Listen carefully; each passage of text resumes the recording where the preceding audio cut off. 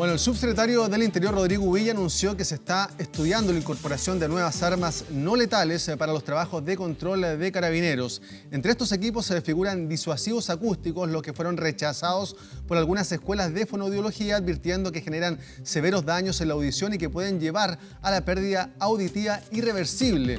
Profundizamos en esta alerta junto a Jimena Ormazábal, coordinadora de audiología del Departamento de Fonoaudiología de la Universidad de Chile. ¿Cómo está, Jimena? Bienvenida. Bien, muchas gracias, buenos días. Bueno, Jimena, para contextualizar un poco, la gente también sepa, ¿cuáles son los niveles de decibeles permitidos, por ejemplo, para un trabajador y en una esquina común acá en la capital o en el país? Bueno, la normativa lo que señala es que un trabajador no puede estar expuesto por una jornada de 8 horas a intensidades mayores de 85 decibeles.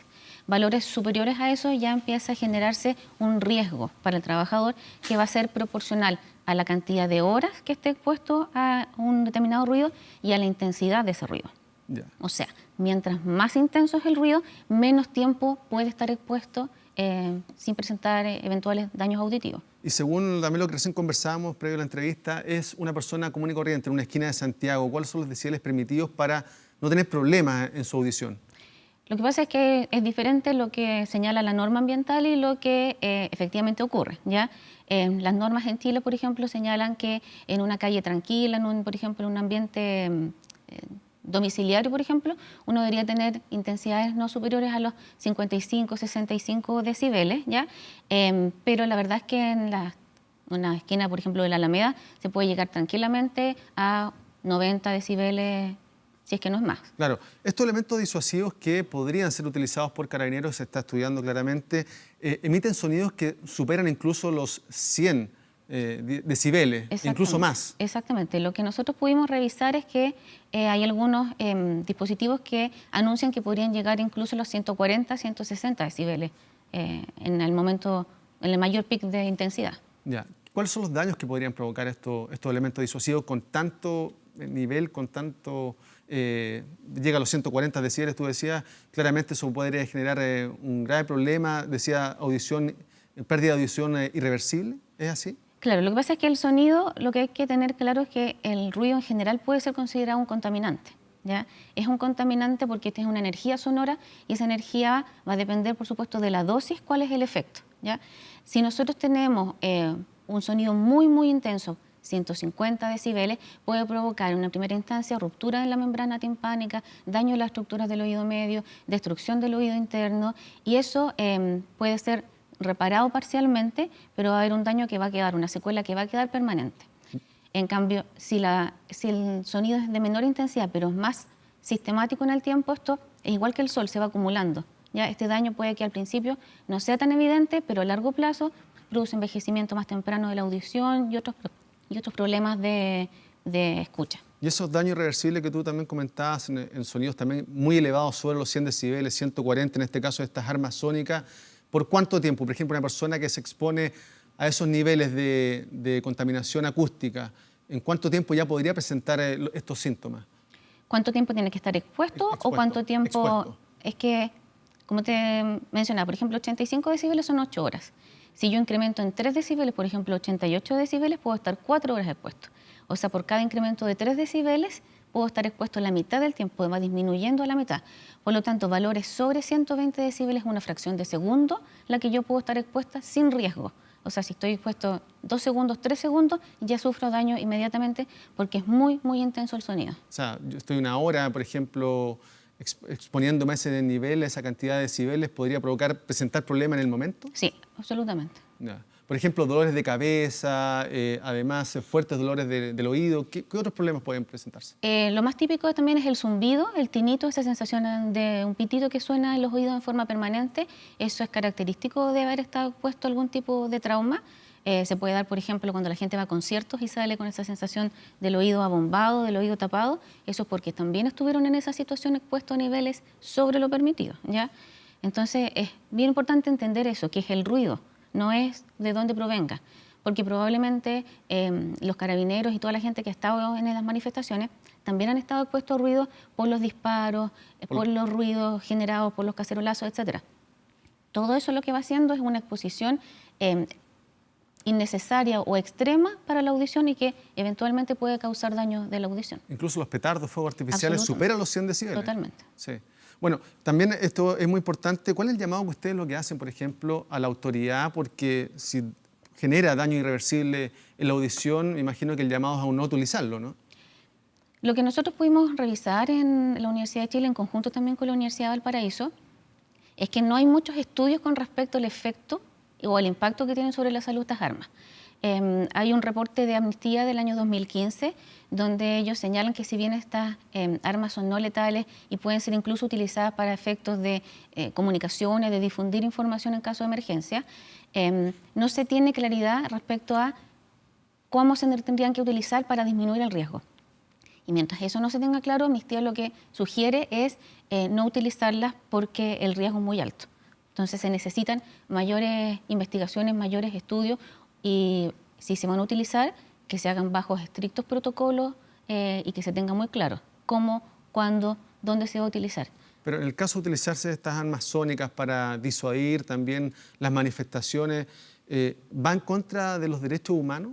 Eventualmente podría ir en contra de los derechos humanos porque como es una señal acústica, no llega específicamente a la persona a lo mejor con la cual tú necesitas disuadir, sino que va a llegar a un grupo de gente en la cual pueden ir transeúntes, gente que no tiene nada que ver y podría entonces afectarlos a ellos y se rompe este principio de que si se va a utilizar la fuerza es lo más contenida posible. Claro, ¿qué pasa, por ejemplo? Esto puede atacarse a personas, un grupo de gente de 30, 20 años, 40 años. Pero ¿qué pasa si una persona de la tercera edad se expone a ruidos de esta intensidad, de 140 decibeles que podrían tener esta arma sónica? Imagino que los efectos son más inmediatos y mayores, ¿o no?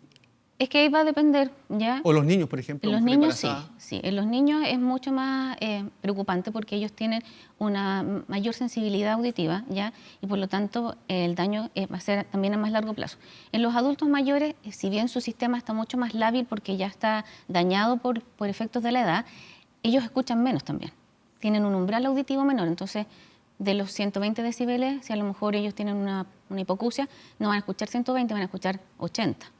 Y por lo tanto eventualmente reciben una menor dosis, ¿ya?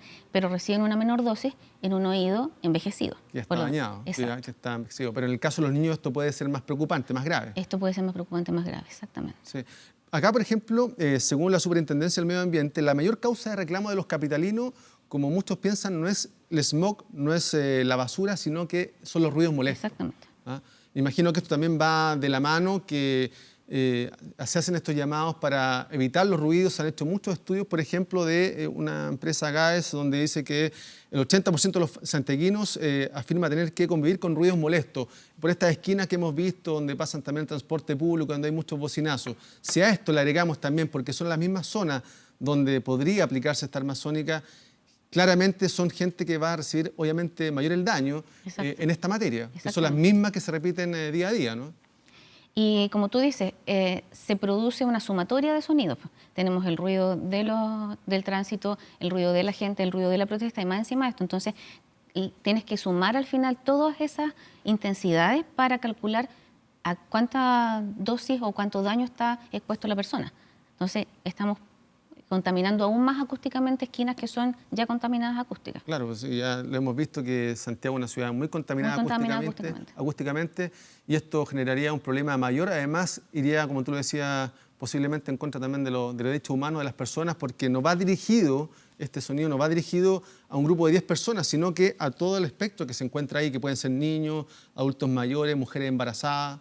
Ahora, claro, nosotros no somos expertos en armas ni remotamente, digamos. Lo que sí hicimos fue una búsqueda y hay poca información.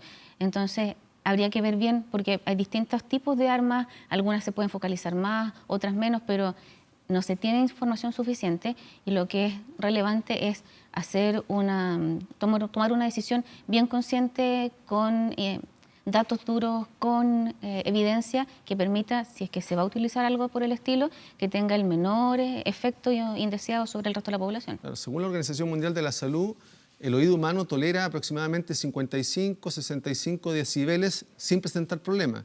Y esto casi lo triplica. Claro, 55, 65 decibeles, por ejemplo, una conversación más o menos normal. Esa es una sensación cómoda, ¿ya? Supuestamente el rango de audición teóricamente va entre los 0 y los 120 decibeles, pero 120 decibeles ya es umbral de dolor, ¿ya? Entonces hasta 100 decibeles uno lo considera un rango más normal, pero sobre 85 ya estamos en riesgo. ¿Qué pasa con las personas, por ejemplo, también saliendo un poco de estas armas sónicas que se exponen constantemente con su audífono a escuchar música fuerte? ¿Claramente esto va aumentando la sordera, por ejemplo? Absolutamente, ¿ya? Hay estudios que muestran que efectivamente mientras más se están utilizando este tipo de dispositivos de escucha personal, etcétera, la gente lo tiene que poner por sobre el ruido de la calle para poder escucharlo, ¿ya? Entonces, si hay mucho ruido en la calle, la gente lo pone a una intensidad aún mayor. Y andan horas, por ejemplo, arriba del metro o en la calle recibiendo ruidos muy fuertes, y esto lo que produce a largo plazo es un envejecimiento prematuro de la audición. Una persona que normalmente ha escuchado música o se ha sometido a ruidos normales, con decibeles 65 decibeles, y una persona que desde muy joven, a los 20 años, comenzó a subir los ruidos, producto de esto, escuchar música por sobre los 100 decibeles. ¿En cuánto, por ejemplo, esta persona a los 20 años podría también presentar problemas de escucha, y esta persona que aumentó anticipadamente a escuchar música o ruidos más fuertes? ¿A qué edad podría presentar esta persona problemas y esta otra que lo hizo de manera normal? Eso es súper interesante. Lo que más se ha estudiado es en trabajadores expuestos a ruido, ¿ya? Y aproximadamente se dice que uno entre los 55 y 60 años ya empieza a tener una pérdida auditiva producto del envejecimiento normal, ¿ya? El problema es que un trabajador expuesto a ruido sobre la norma por una jornada laboral de 8 horas, por ejemplo, ya entre 5 y 10 años después de empezar a trabajar, tiene la audición equivalente a una persona de 60 años. Entonces, estás pensando que si empezó a trabajar a los 20, a los 30 años va a estar escuchando como una persona de 60. Esa es la proporción. Lo que pasa es que como es lento, progresivo, la gente empieza a notar muy tardemente que está perdiendo la audición y entonces empieza a acostumbrarse a esta forma y toma medidas muy tardíamente. Por eso es que uno, en general, la población, los chilenos, tenemos poca conciencia de que al exponernos a ruidos de alta intensidad estamos sufriendo un daño a la salud. ¿Cuál es la recomendación a las personas que van a estas manifestaciones donde hay mucho ruido, donde hay petardos, fuegos artificiales, hay gritos, hay cacerolazos u otro tipo de manifestaciones con bombos? ¿Qué es lo que deben hacer para no dañar su oído? Está la misma recomendación si uno, por ejemplo, va a una manifestación y sabe que va a estar todo el día al sol, ¿ya? Que es protegerse.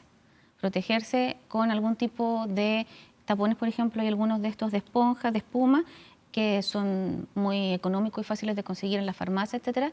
Esos disminuyen más o menos en 25, 30 decibeles.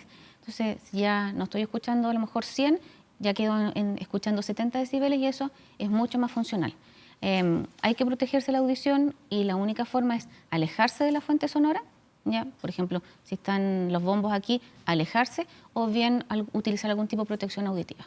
Tal como las personas van con antiparras para Exactamente. El tema de los balinos, perdigones, también ser conscientes también que si está expuesto a fuentes de ruido muy elevados también podría subir problemas en la audición. Absolutamente. Sí. Bueno, lo decíamos también volviendo al tema de esta arma sonora, estas armas sónicas que se está estudiando de parte de la autoridad a utilizar en Carabineros. El llamado entonces incluso es a la autoridad que esto podría generar problemas en la salud de las personas, aumentarlo, anticipar los problemas. Exactamente, tomar medidas. Nosotros entendemos que hay que tener medidas de fuerza para controlar algunas situaciones, ¿ya? Independiente de qué tipo de situaciones, pero son medidas que tienen que ser aplicadas con mucho criterio, con protocolos que sean muy claros, con evidencia acerca de cuánto es lo que eventualmente se puede dañar la audición de la gente que está siendo objeto del ataque, digamos, y el resto de la población.